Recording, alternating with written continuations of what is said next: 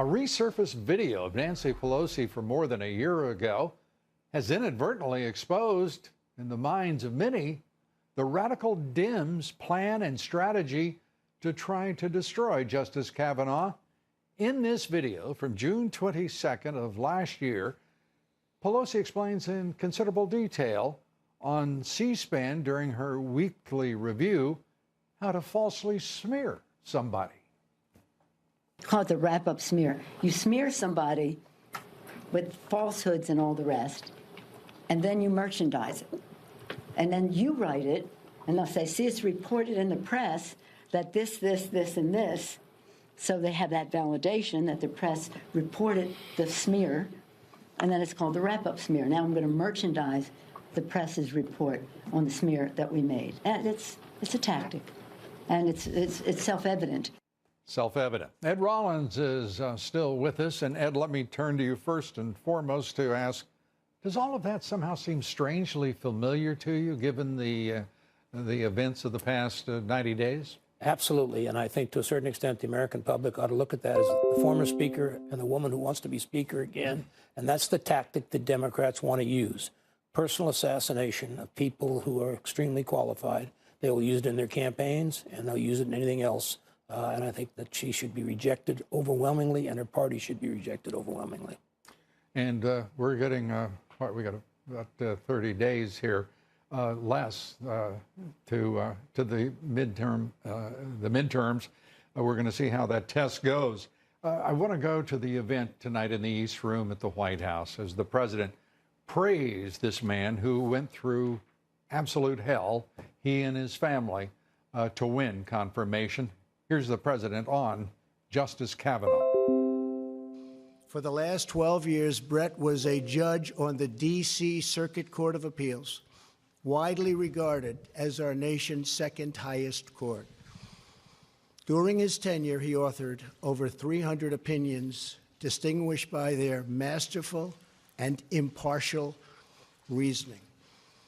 Known as a judge's judge, he is a fair-minded, unbiased, and even-handed person.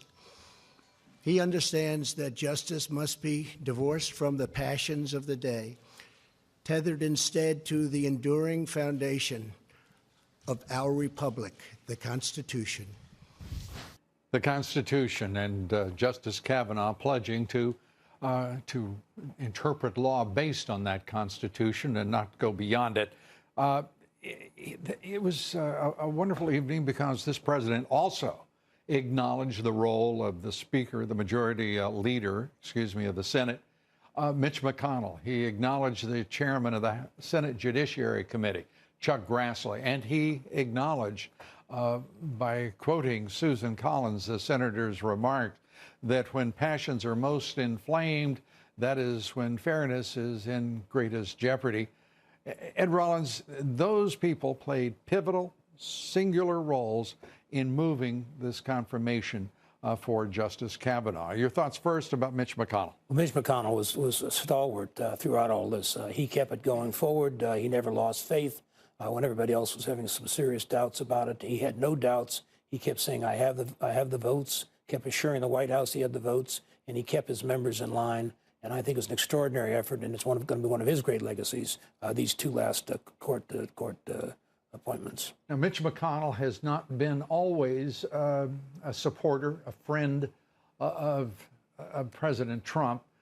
He has pretended to be, I think it's perhaps some would say unfair of me to suggest, a friend, but not stepping out for Trump economics, for his foreign policy, for the man himself.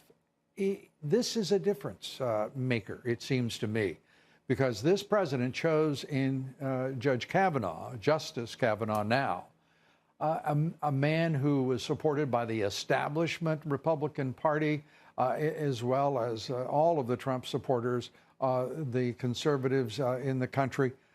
He chose strategically very well, even as he chose a man who is absolutely perfect for the job.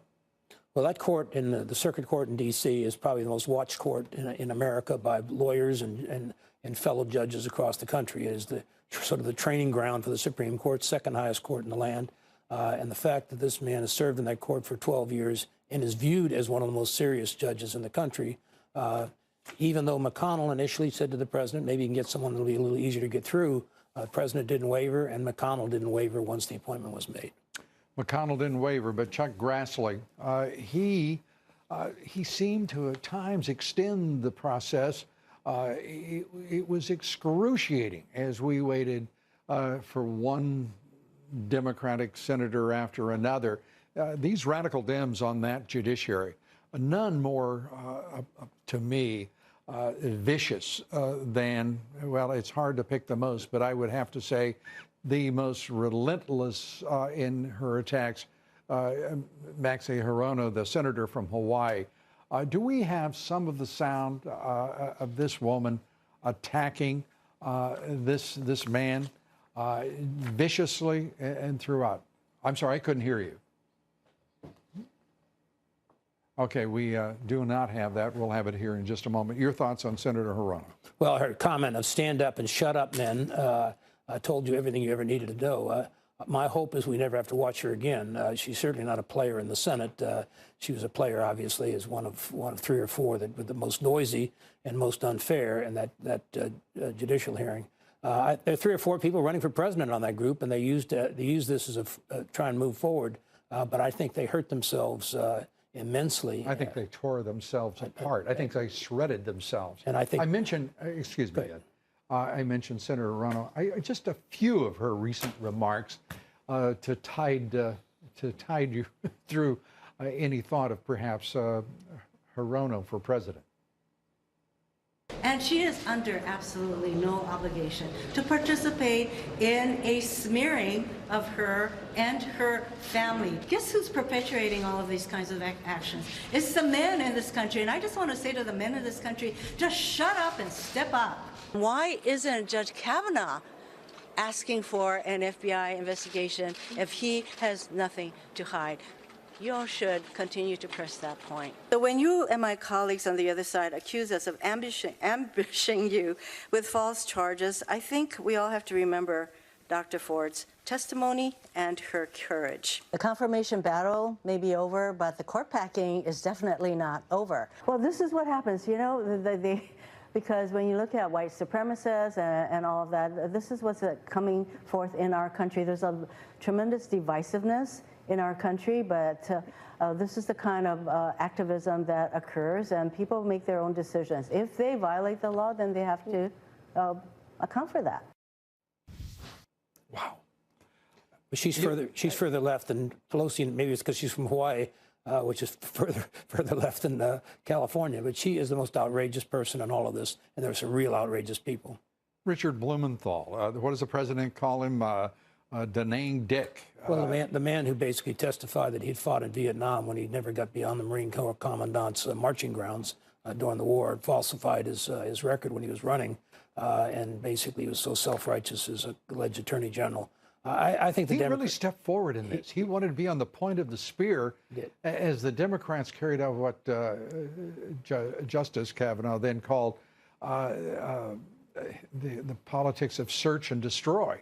The Dems have become the party that embodies the politics of personal destruction. And it really began, and people want to forget this, but it really began